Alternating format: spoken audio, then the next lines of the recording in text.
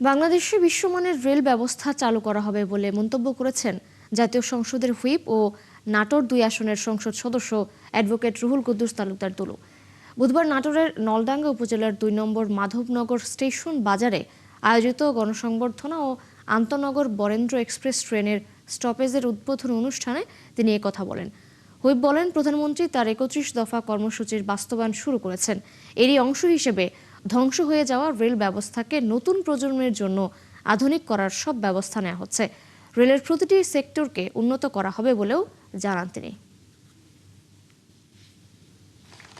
তারেক রহমান সাহেব এই 18-20 বছর ট্রেনে করে চলাফেরা করেছেন।